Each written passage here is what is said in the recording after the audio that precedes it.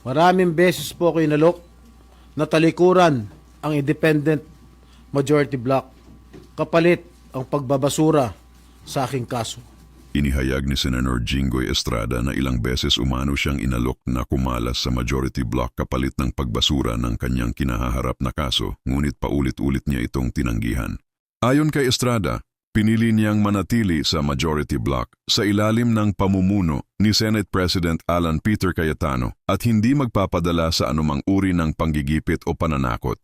Iginiit din ng senador na mas nanaig ang kanyang paninindigan kaysa sa anumang alok o political pressure na kanyang natanggap.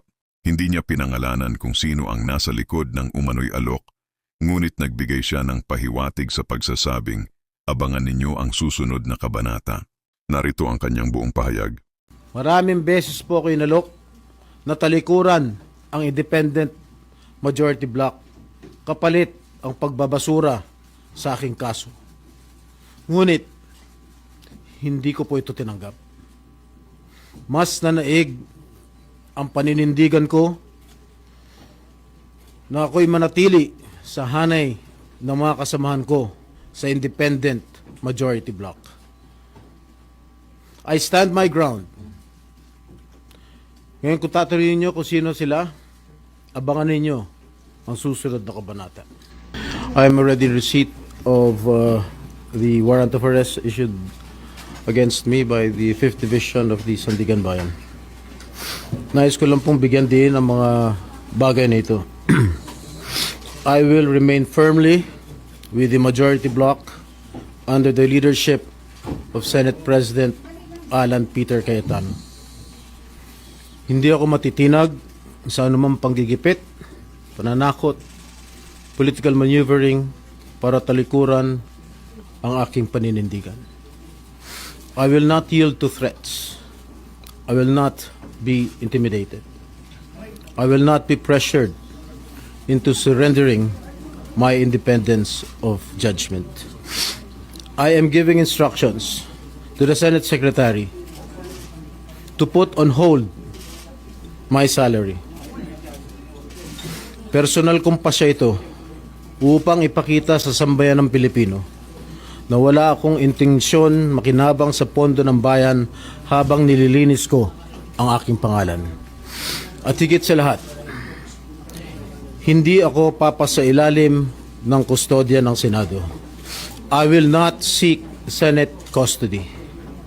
Hindi ko gagamitin ang Senado bilang panangga laban sa mga aligasyon sa akin. Nakahanda akong ipagtanggol ang aking sarili sa hukuman at hindi ako magtatago sa likod ng institusyong ito upang umiwas sa proseso. Ipagtatanggol ko hanggang sa huli ang aking sarili para patunayan na walang batayan ang mga paratang sa akin. Kalokohan ang lahat na ito. Mismo ang Senate Legislative Budget Research and Monitoring Office o LBRMO ang nagsabi sa Ombudsman na wala silang anuman dokumento o record na nagpapakita na ako ay nagpasok ng anuman insertion sa 2025 national budget. Ang mahalagang impormasyon nito ay kinilala pa mismo ni dating Senate Blue Ribbon Chairman Senator Panfilo Lacson bilang isang makabuluhang ebidensya na sumasalungat sa mga aligasyong ibinabato laban sa akin.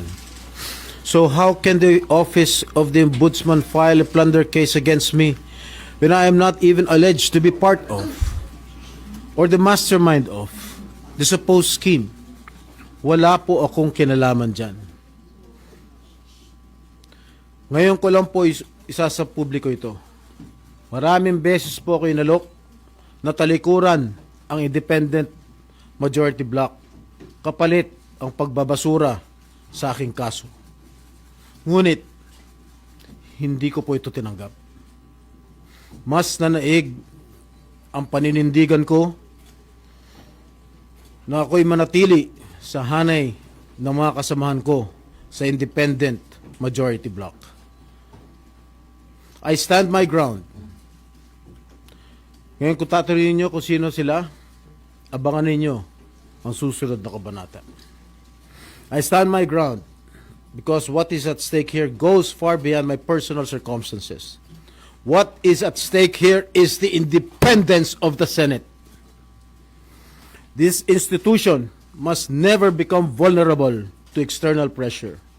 It must remain free from political coercion, free from undue influence, and free from any scheme designed to weaken its constitutional role as a co-equal and independent branch of government.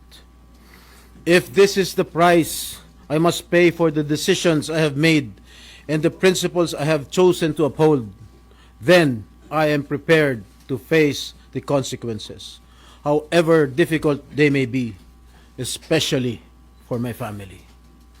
I will not be broken by accusations, nor will I yield to political pressure. I will meet these charges head on, defend my honor through due process, and place my faith in the truth.